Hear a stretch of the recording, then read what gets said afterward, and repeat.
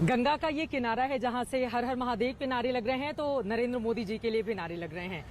मां गंगा के साथ, काशी के साथ आपका ये जो रिश्ता है वो क्या कहलाता है? नामांकन का मौका है, पूजा पाठ करके मां गंगा को प्रणाम करके आप आ रहे हैं। एक तो आज दो अवसर हैं, गंगा सप्तमी है और इसी दिन मां गंगा का प्राकट्य हुआ था और यही दिन है जिस दिन शिवजी ने उसका जो रौद्र रूप था उसको अपनी जटाओं में समा लिया और फिर धीरे धीरे धीरे धीरे जनहित में मां गंगा को प्रवाहित किया। धरती पर आने में तो देर लगी थी, लेकिन प्राकट्य महोत्सव था आज, तो ऐसा एक शुभ अवसर है। दूसरा, मैं अनुभव करता था जब पहली बार मेरी पार्टी ने मुझे यहाँ चुनाव लड़ने के लिए कहा, तो मैं कह रहा था कि भाई, और शायद रूप से मेरे मन में निकला था कि मां गंगा ने बुलाया है। लेकिन 10 साल का मेरा जो यहाँ से नाता रहा है, तो मेरी एक पुरानी दुनिया थी, उससे मुझे लिंक कर दिया और फिर मैं एक बार गंगा की गोद में समा गया। मां गंगा ने गोद ले लिया है आपको, और इसलिए मैं हमेशा ये भाव रखता हूं कि मां गंगा ने मुझे गोद लिया है और मां के जाने के बाद मुझे भाव और ज्यादा तीव्र हो गया है। मेरे रग रग में, मेरे भाव विश्व में मां गंगा ने उस रिक्तता को भरा है। मां को याद करते हुए आप इतने भावुक हो रहे हैं प्रधानमंत्री जी।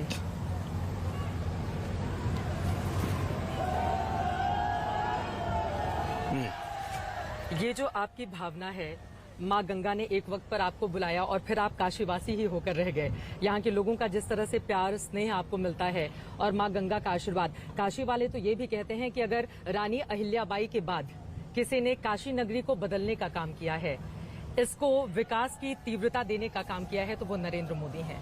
मैं काशीवासियों का आभारी हूं, वो इस भाव से इस काम को देख रहे हैं। लेकिन जब 10 साल पहले मैं आया था तो एक जनप्रतिनिधि बनने के लिए यहाँ के लोगों के मतदाता के रूप में, नागरिक के रूप में देख करके आया था जी। लेकिन 10 साल में उन नागरिकों ने, उन काशीवासियों ने मुझे देखते ही देखते बनारसी बना दिया। आप पूरे बनारसिया ही हो गए हैं। रोड शो के दौरान जिस तरह का जन सैलाब उमड़ा हुआ था, आपकी एक नजर लोगों पर पड़ जाए उसके लिए लोग व्याकुल हुए चले जा रहे थे। तो ये जो लोगों की भावना है आपके प्रति, वो क्या बताती है काशी में जब आप आते हैं और बनारसिया हो जाते हैं? इसका मूल्यांकन मैं नहीं कर सकता हूं, लेकिन मैं इतना कह सकता हूं कि भारत के नागरिकों के अंदर एक आध्यात्मिक प्रवाह अविरत बहता रहता है और वही भारत की आत्मा है। वो अलग अलग लोगों के व्यवहार में किसी न किसी रूप में प्रकट होती है। और मुझे जब दो लोग इतना प्यार देते हैं, इतना आशीर्वाद देते हैं, तो मैं उसमें मुझे नहीं देखता, नहीं मेरे सामर्थ्य को देखता हूं, नहीं मेरे कुछ किए हुए कामों को देखता हूं। जब वो मुझे आशीर्वाद देते हैं, भक्ति भाव की अभिव्यक्ति करते हैं, तो मुझे लगता है कि शायद मेरी जिम्मेवारी बहुत बढ़ गई, मेरा दायित्व दिनों दिन बढ़ रहा है। और जब समाज का छोटे से छोटा व्यक्ति जी।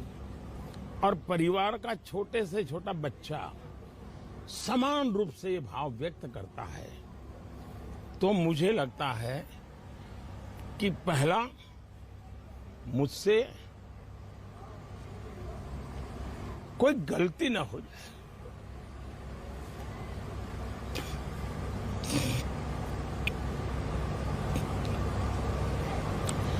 दूसरा, मेरे मन में भाव रहता है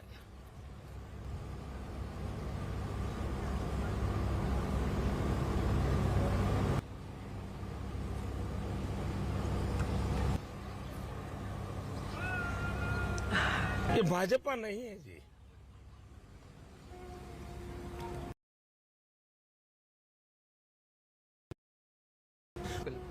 लेकिन तो तब मुझे लगता है कि शायद परमात्मा ने स्वयं ने मुझे किसी काम के लिए भेजा है और परमात्मा ने भारत भूमि को चुना, परमात्मा ने मुझे चुना और एक प्रकार से मैं अब सारे बंधनों से विरक्त होकर के हर काम को परमात्मा की पूजा समझ करके करता हूं, ईश्वर की आराधना समझ के करता हूं। और जब मैं ईश्वर के रूप की बात करता हूं तो वो ईश्वर जो हमने किसी ने देखा नहीं है, निराकार है। दूसरा, मैं जनता जनार्दन को भी ईश्वर का रूप मानता हूं। तो 140 करोड़ देशवासी को ईश्वर का रूप मान करके परमात्मा ने मुझे जितना जीवन दिया है उसकी एक एक क्षण, एक एक पल और शरीर का एक एक कण सिर्फ और सिर्फ मां भारती के लिए है, 140 करोड़ देशवासियों के लिए है और यही मेरी ईश्वर की आराधना है। अब देश के लोग ये जानना चाहते हैं कि एक नरेंद्र मोदी जो बड़े और कड़े फैसले लेने के लिए जाते हैं, दुनिया भर में जिनके धाक है, जिन्होंने अपने निर्णयों से लोगों को चौंका दिया है, और जब काशी में आते हैं नरेंद्र मोदी तो बिल्कुल किसी छोटे बालक की तरह उनकी आंखें भरी होती हैं। वो माँ की बात कहते हुए भावुक होते हैं।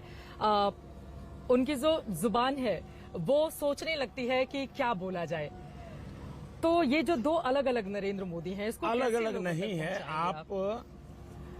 मैं कंपैरिजन मेरी नहीं कर रहा हूं, लेकिन जो मैंने सीखा है इसमें से मैं समझा सकता हूं। आप श्री कृष्ण को गायों के बीच देखें और श्री कृष्ण को अर्जुन का रथ चलाते देखिए, आपको दो रूप दिखेंगे, लेकिन कृष्णा एक है, कृष्णा अलग नहीं है। अलग अलग घाटों से हम होते हुए जा रहे हैं। 88 घाट हैं इस पूरे काशी नगरी में।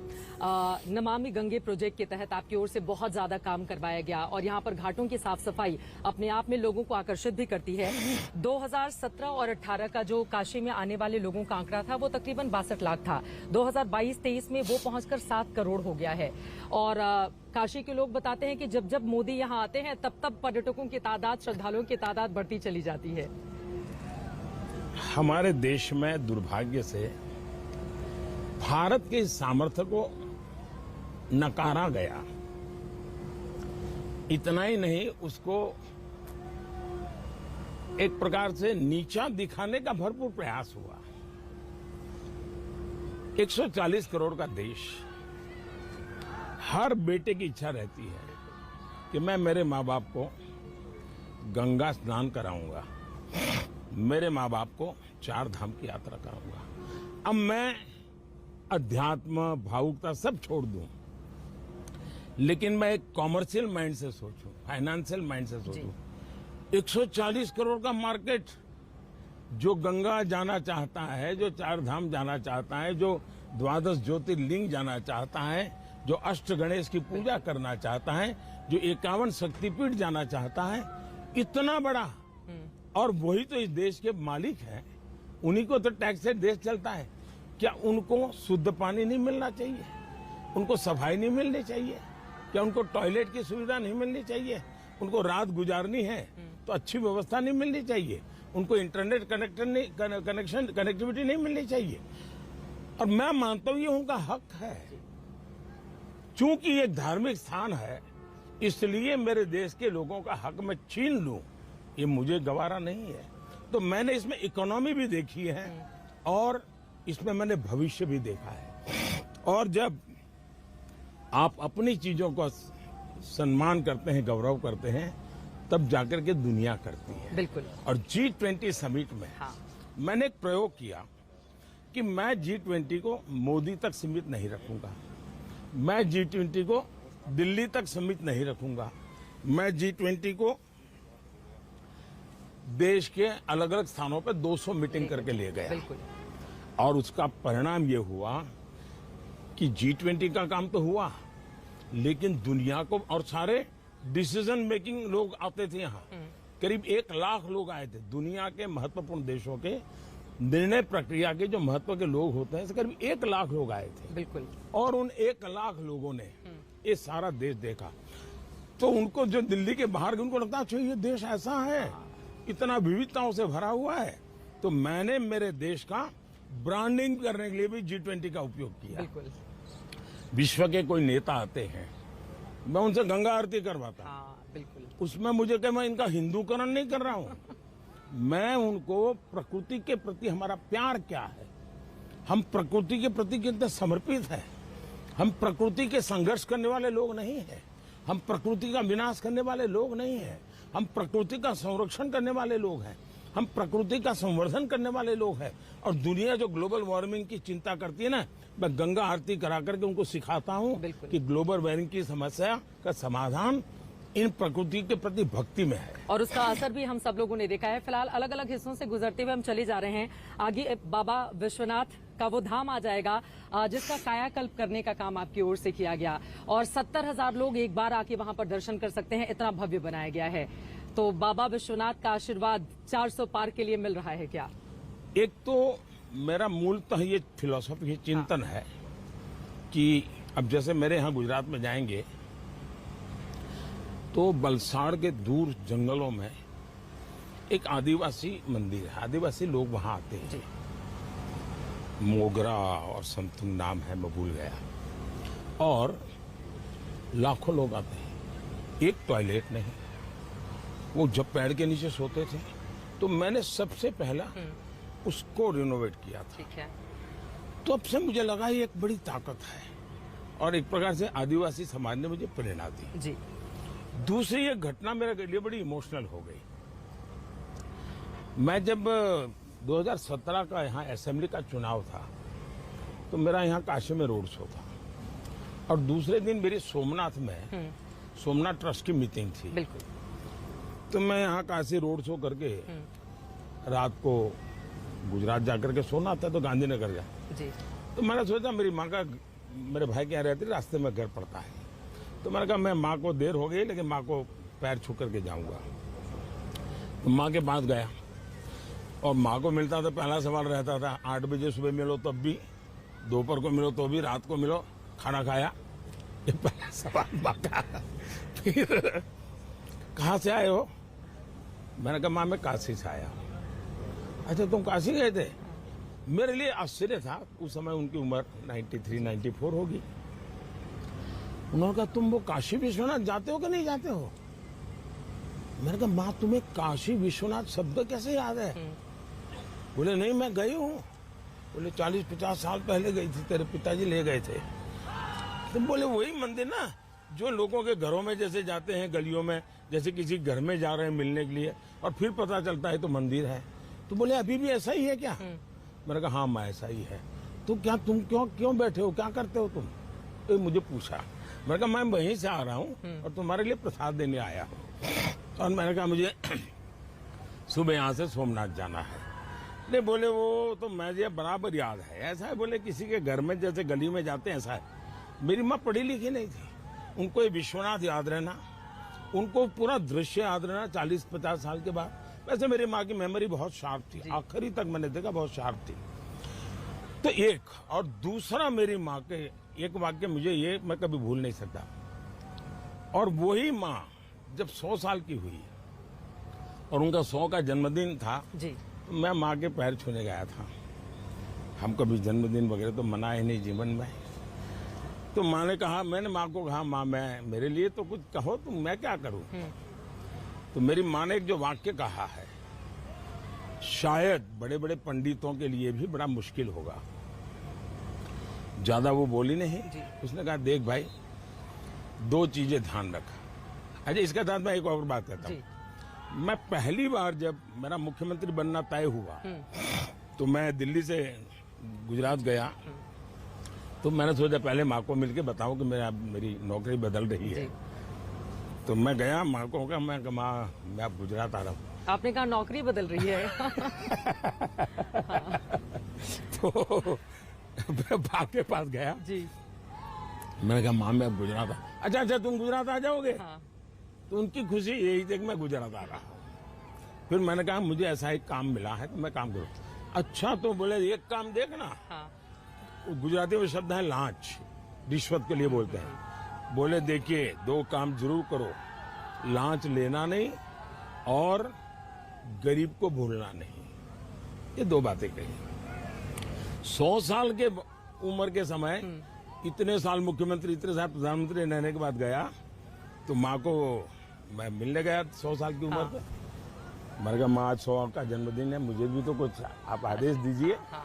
तो माँ ने कहा देखो भाई दो काम संभाल के करो। मैंने कहा क्या?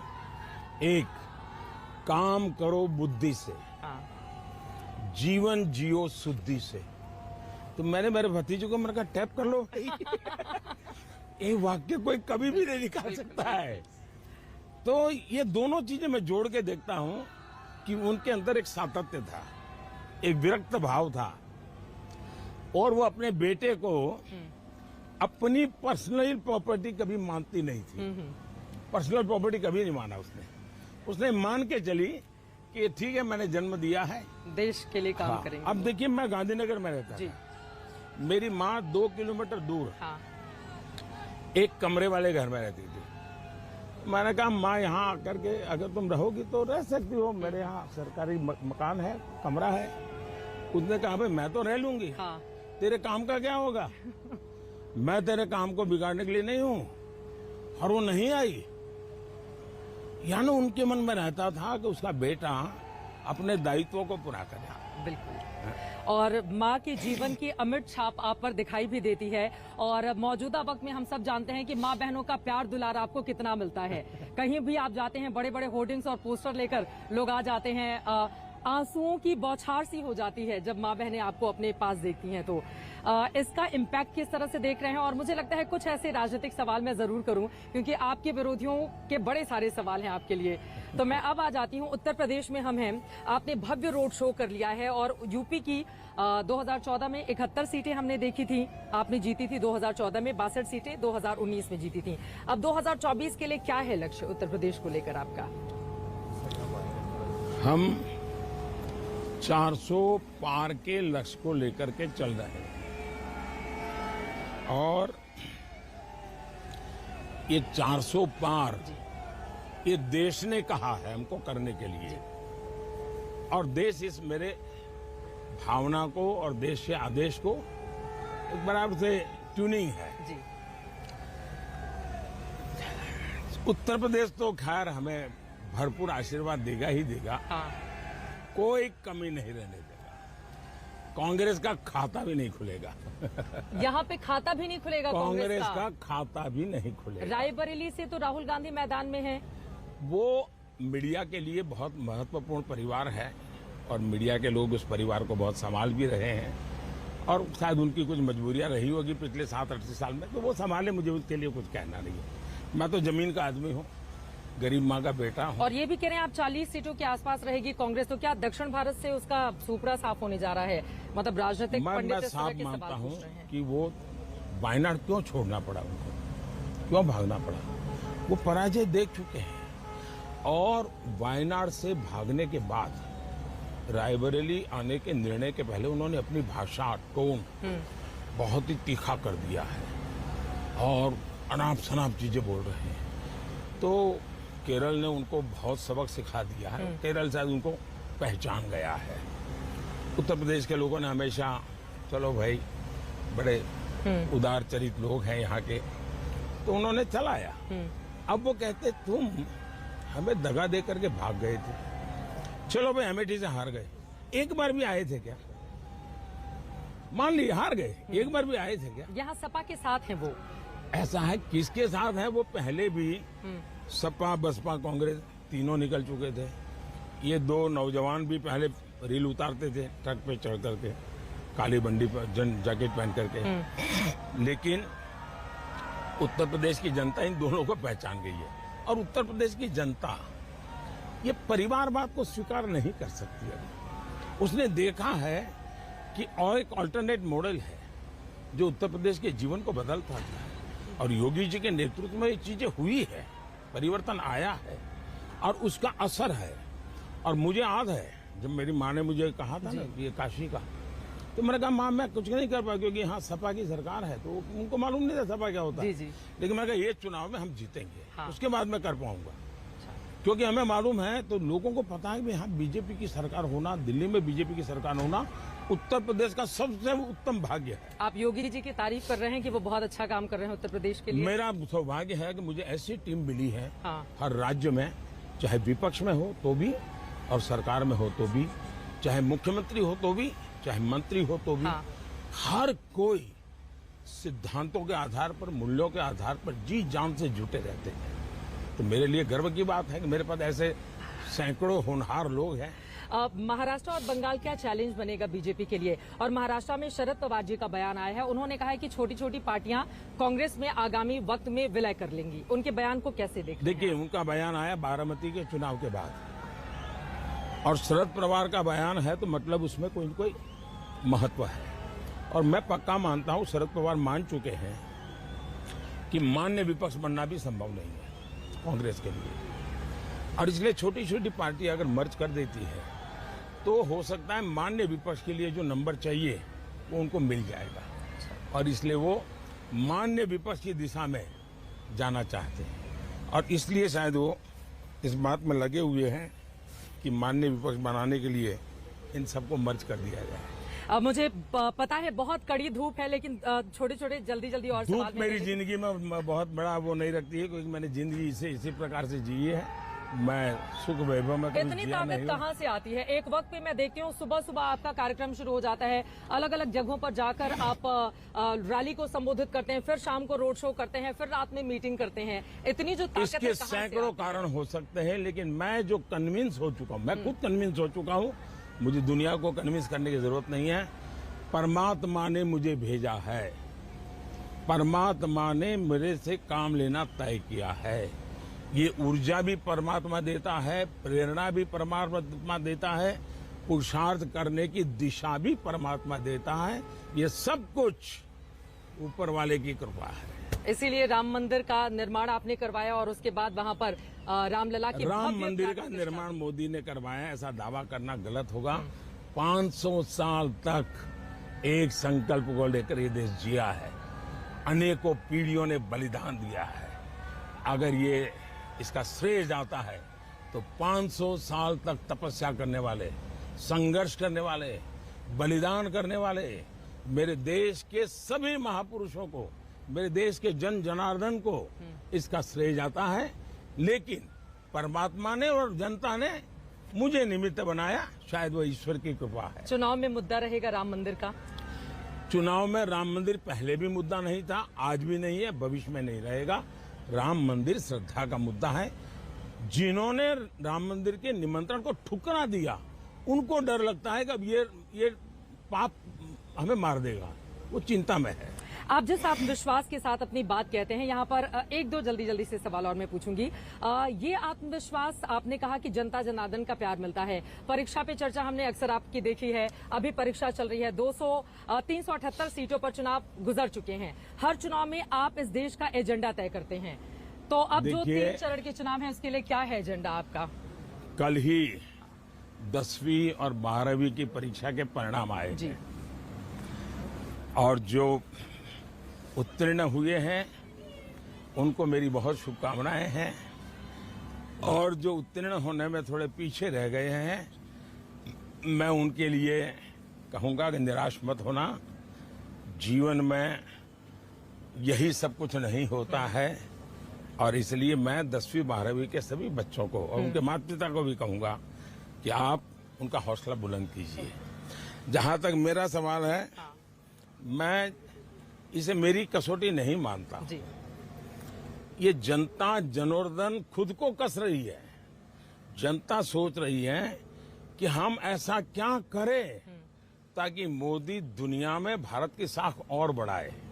हम ऐसे मोदी को कितना मजबूत करें ताकि मोदी कभी थके नहीं, रुके नहीं, झुके नहीं। तो जनता जनार्दन उन्होंने जो 400 पार का संकल्प लिया है उसकी पूर्ति के लिए जनता जनार्दन जी जान से जुटी हुई है। अब मैं आ जाती हूँ, आपने कहा कि लोग ही इसके लिए तैयारी कर रहे हैं। कुछ अंतर्राष्ट्रीय मुद्दों दुनिया की आपने बात कही है। अब बड़ा सवाल यह है, कल जब मैं रोड शो कवर कर रही थी, आप अलग अलग हिस्सों से आगे की ओर बढ़ रहे थे, उस दौरान रूस से लौटे हुए कुछ छात्रों से मेरी मुलाकात हुई जो आपके प्रति अपने बड़े इमोशंस के साथ भावनाएं प्रकट कर रहे थे। ये जो रूस यूक्रेन वॉर के दौरान छात्रों को बाहर लेकर आने को लेकर यहाँ पर अक्सर विपक्षी दल आप पर निशाना साधते रहते हैं, तो कैसे उनको जवाब देंगे? कैसे ये संभव हो पाया था? क्या किया था प्रधानमंत्री नरेंद्र मोदी ने? मैं समझता हूं कि इसकी गहराइयां मेरे विदेश मंत्री जी ने बहुत डिटेल में कह दी है। हाँ। और मैं बार बार क्रेडिट ले रहा हूं, ऐसी कोशिश हो कोई माने, इसलिए मेरा मौन रहना ही अच्छा है। मैं खुश हूं कि कम से कम जो विद्यार्थी वापस आए उनको पता है कि कैसे आए, उनके माँ बाप को पता है कैसे आए, देशवासियों को पता है कि कैसे आए। मेरे लिए वही काफी है, मुझे अपने शब्दों में क्या कहने की जरूरत है। यहाँ पर पाकिस्तान का आपने जिक्र किया था, जिसके बाद बहुत ज्यादा चर्चा हुई थी चूड़ियां पहनाने को लेकर, उस पर क्या कहेंगे प्रधानमंत्री जी? आप देश से लेकर ऐसा विदेशों है तक वो उसकी उनको चर्चा हो पूछना रही है। चाहिए, उनको पूछना चाहिए। ठीक है, बहुत 400 धन्यवाद। बस आखिरी सवाल, नमस्कार 400 पार का आप नारा दे रहे हैं और G7 जो इटली में होने जा रहा है, 4 तारीख को जब यहाँ रिजल्ट आ जाएगा, जो मुझे ऑलरेडी निमंत्रण आ चुका है। हाँ। और मैं कार्यक्रम बना रहा हूँ। तो आप जाएंगे वहाँ पर? जी हाँ, शपथ समारोह होकर के मेरा जाना हो जाएगा। और अब की बार 400 पार ये नारा बिल्कुल कायम है? ये नारा नहीं है, ये देश की जनता का संकल्प है, इसको नारा मत मानिए। जी।